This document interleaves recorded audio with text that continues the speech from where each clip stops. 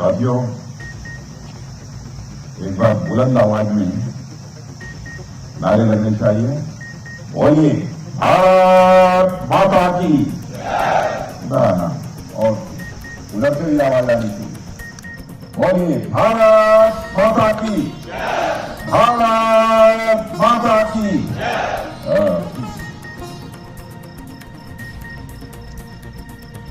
हमारे chief of army staff general Upendra Dwivedi, defence secretary Shri Rajesh Kumar Singh, Indian army के सभी कमांडर्स एवं अन्य अधिकारीगण और मेरे बहादुर जवानों, आज जैसलमेर में आप सभी अधिकारियों और जवानों के साथ बड़ा खाना में शामिल होने का मुझे अवसर प्राप्त हुआ है। इससे मुझे सुखद अनुभूति हुई। साथियों, मैं तो समय समय पर आप सबसे अलग अलग स्थानों पर मिलता ही रहता हूं, लेकिन बड़ा खाना के माध्यम से आप सबसे मिलना हमें हमेशा हमारे लिए एक विशेष अनुभव होता है। और आज का यह अनुभव भी और भी विशेष इसलिए हो जाता है क्योंकि आज हम सब जैसलमेर की वीर भूमि पर यहाँ एकत्रित हुए हैं। साथियों, जब भी जैसलमेर का जिक्र आता है तो इस शहर की खूबसूरती और यहाँ की रेत के साथ साथ यहाँ की वीरता, यहाँ की बहादुरी की भी चर्चा होती है। यह वही धरती है जहाँ 1971 में लोंगेवाला का युद्ध लड़ा गया था। जब पाकिस्तान ने लोंगेवाला बॉर्डर पोस्ट पर आक्रमण किया तो उस समय हमारे सैनिकों की संख्या वहां पर भी काफी कम थी, लेकिन जंग में सिर्फ संख्या मायने नहीं रखती है। हमारे सैनिकों की संख्या भले ही कम रही हो, लेकिन उनके साहस में कोई कमी नहीं थी। जब तक अगली सुबह उन तक मदद नहीं पहुंचाई गई, तब तक उन्होंने पूरी रात लोंगोवाल की चौकी को थामे रखा। और फिर जब सुबह हुई तो जैसलमेर से उड़ान भरते हुए भारतीय वायुसेना के बहादुर पायलटों ने दुश्मन की टैंकों की कतारों को राख में बदल दिया। साथियों, जैसलमेर की इस धरती ने ऐसे अनेक पराक्रम देखे हैं।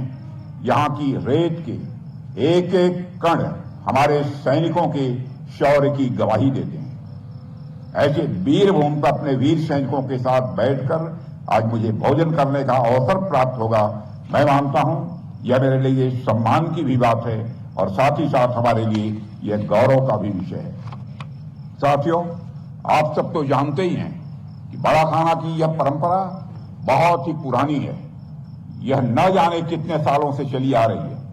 इस परंपरा को अब तक चलते रहने का कारण यही है कि यह परंपरा हमें एक संदेश देती है कि हम में से चाहे कोई मंत्री हो, कोई अधिकारी हो, फिर कोई सैनिक हो, हम चाहे किसी पद पर हों, लेकिन अल्टीमेटली हम सभी एक ही परिवार के अंग हैं। बड़ा खाना में आप सबके साथ भोजन करना यह भी संदेश देता है कि हम अपने पद से कहीं बढ़कर एक परिवार हैं।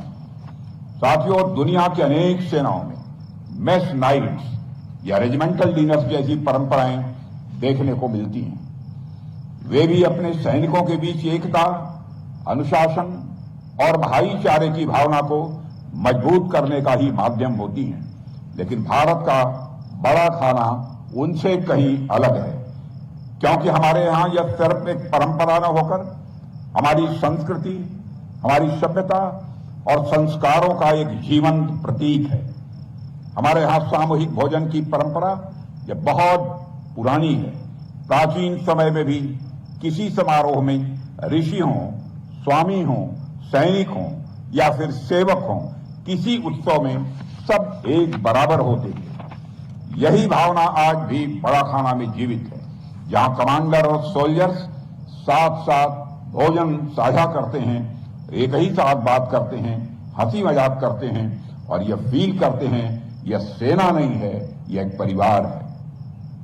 बड़ा खाना कोई खाने भर का आयोजन नहीं है, यह दिल जोड़ने का मैं मानता हूं कि एक अवसर है। साथियों, हमारी जो सेनाएं हैं या फिर बीएसएफ समेत जितने भी सिक्योरिटी फोर्सेज हैं, हर जगह अलग अलग धर्म, जाति, अलग अलग भाषाएं बोलने वाले तथा अलग अलग प्रदेशों के लोग हैं। तमाम विविधताएं और हमारी सेनाओं और सुरक्षा बलों में देखने को मिलेंगी। बड़ा खाना के अवसर पर यह तमाम विविधताएं एक ही थाली में दिखने लग जाती हैं। इसलिए यह अवसर किसी भी समारोह या डिनर से कहीं ऊपर है। साथियों, आज हम सब जिस स्थान पर यहां एकत्र हुए हैं, यह पूरा क्षेत्र अपने आप में कितना महत्वपूर्ण है कि आप सबको बतलाने की आवश्यकता नहीं है। बॉर्डर एरिया होने के कारण यह रीजन सेंसिटिव भी है। बीते कुछ वर्षों में सरकार ने बहुत ही बड़े स्तर पर बॉर्डर एरिया में डेवलपमेंट एक्टिविटीज को भी प्रारंभ किया है। अब जैसे जैसे इस क्षेत्र में विकास होगा, वैसे वैसे आप सबके लिए चीजें और आसान होती जाएंगी। एक और बात, यह क्षेत्र पाकिस्तान बॉर्डर के पास है, इसलिए बहुत ज्यादा कंफर्ट जोन में तो कभी नहीं आया जा सकता। हमें अलर्ट रहना ही होगा। हालांकि अभी कुछ दिन पहले ऑपरेशन सिंदूर के दौरान पाकिस्तान को ठीक ठाक डोज दे दिया गया है। अब कुछ भी हरकत करने से पहले वह 100 बार सोचेगा, और अगर पाकिस्तान ने दोबारा कोई हरकत किया तो उसका परिणाम क्या होगा, यह पाकिस्तान को भी अच्छी तरह से पता है। क्योंकि ऑपरेशन सिंदूर साथियों अभी खत्म नहीं हुआ है, उसे सिर्फ स्थगित किया गया है।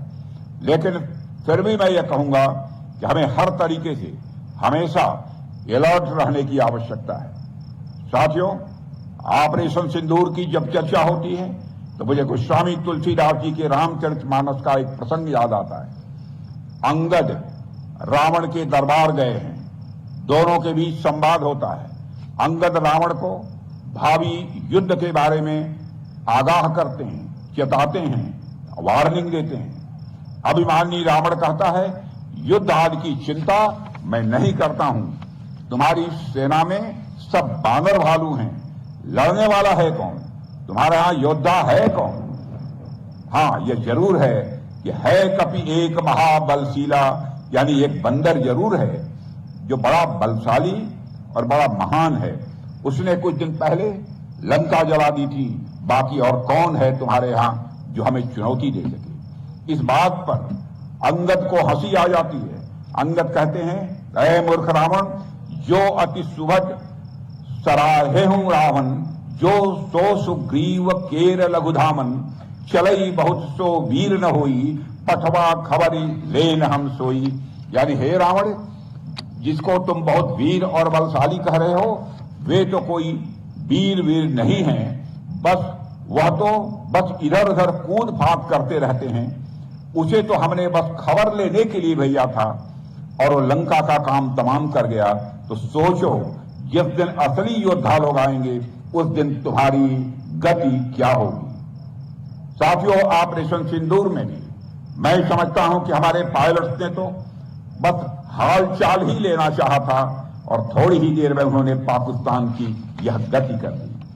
कभी उन्हें दल बल के साथ पूरा मौका मिला तो पाकिस्तान का क्या हश्र होगा, यह बताने की जरूरत नहीं है। पर साथियों, हमारे शत्रु, चाहे वे बाहरी हों या आंतरिक हों, कभी निष्क्रिय नहीं रहते। वे हमेशा किसी न किसी रूप में सक्रिय रहते हैं।